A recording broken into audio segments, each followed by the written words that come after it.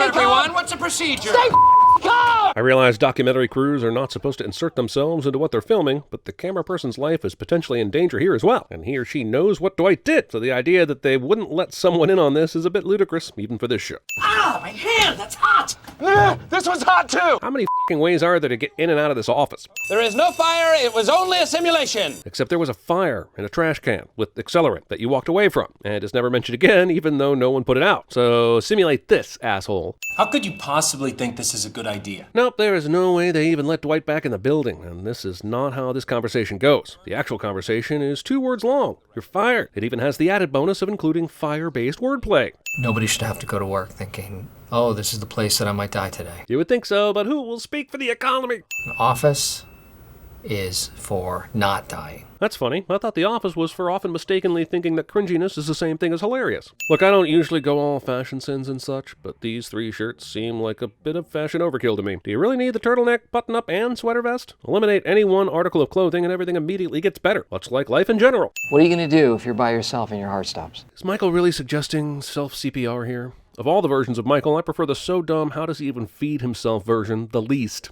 You know what? If we come across somebody with no arms or legs, do we bother resuscitating them? If I remember my elementary school education, you need to find out what their name is. For instance, if they're on the floor, their name is most likely Matt. Now on to the work of determining what actually is grosser than gross. Okay, too fast. I would think the bigger issue is that Michael is doing his compressions on the neck versus the chest. I didn't think it was very realistic in the movie, and it turns out it's pretty realistic. TVSins research. And now Dwight knows not to cut the face off of a real person. I'm only going to say this once more and then add a bunch of sins, but when you make your characters dumb in a way that is beyond recognizable as human, you dismantle any chance I have of connecting to them, and short-circuit the humor's foundation in any kind of truth. It's the Homer effect, and it's costing you 20 sins in this episode. Nice to meet you, Mrs. Hannah Day. Please, call me Lily. I can't tell if this fake movie with Jack Black, Jessica Alba, and Cloris Leachman is supposed to be funny and failing, or be so mundane it's supposed to make this episode feel more exciting in comparison. Either way... I'm sorry, I didn't, realize you were in the bath. But you didn't realize she was in the bathroom, right? Be thankful taking a bath is what you got. And since I'm sinning a movie within a TV show, I'm pretty sure the recursive sinning principles of the meta-hypothesis kicks in and increases the sin tenfold. That's just science. A castle in the distance. Don't open your eyes. What? Oh. But where did she think his voice was coming from? And why exactly is she so put off by his pants? Of course, comedies exaggerate reactions for humor's sake. Doesn't make it any less of a sin. That's what he said, right, guys? Because of gay? So it wasn't Dwight after all. Looks like I am the killer. Michael, she wrote. 50% of marriages end in divorce. Nope, though it is difficult to truly measure, many studies show that the divorce rate is about 40% for marriages 35 years ago and going down significantly every year. Apparently about 85% of the marriages since the year 2000 are still together. My point is, this is another one of those statistics that gets thrown around all the time like it's true, and I'm disappointed our man Jim doesn't know better. What could Jim have said to make my dad want to leave my mom? I get this is a very special Super Bowl episode, but god damn it, could they not have come up with something more interesting than a marriage separation subplot to force us towards the inevitable Jim and Pam smoochies? Do you really want us to roast you? It's easy and you are. That's offensive. It's not! Conversations with Office fans. I consider myself a good person, but I'm going to try to make him cry. Sinning Michael Bay movies. I've got to make sure that YouTube comes down to tape this. This was a joke in 2009 since YouTube didn't make content, but then later they did, and that also was a joke. And it's never wise to sin the hand that feeds you, but here we are. If this is all happening in the same day, does Michael just have a blown-up photo of himself for pop-up events such as this? I mean, he probably does, but that doesn't make it any less weird or sinful. And one time I walked in on him naked, and his thing is so small.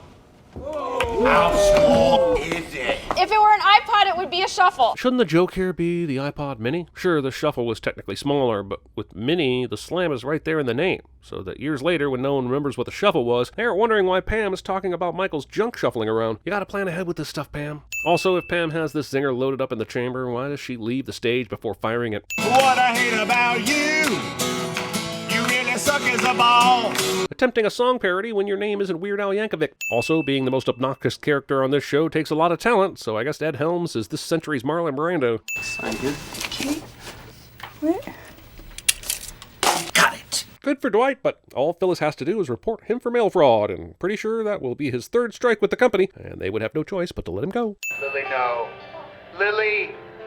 Lily, please! Dear God, this movie within a show is so actively mediocre it negates its own existence. It's not good enough to be interesting and not bad enough to be funny. Why even go through all the effort to film it for this episode? It's like wanting toast and then driving to Nebraska to harvest your own grain. So what did he say?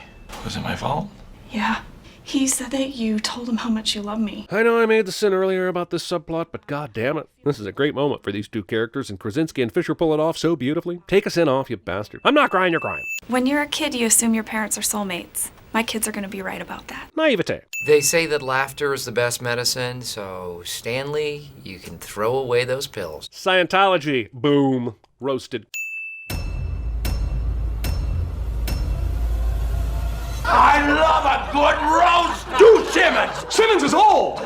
Make sure you click that bell icon. Sellouts. But clicking the little bell icon is how you make sure you get notified every time we release a video. So click it. Sellouts. Dogs and cats living together, mass hysteria. These muffins taste bad. These chips are good.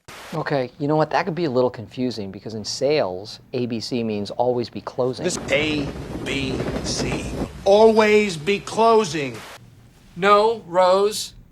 They are not breathing, and they have no arms or legs. You ever see 127 Hours? Spoiler alert. Looks like I am the killer. I'd like to speak to my lawyer.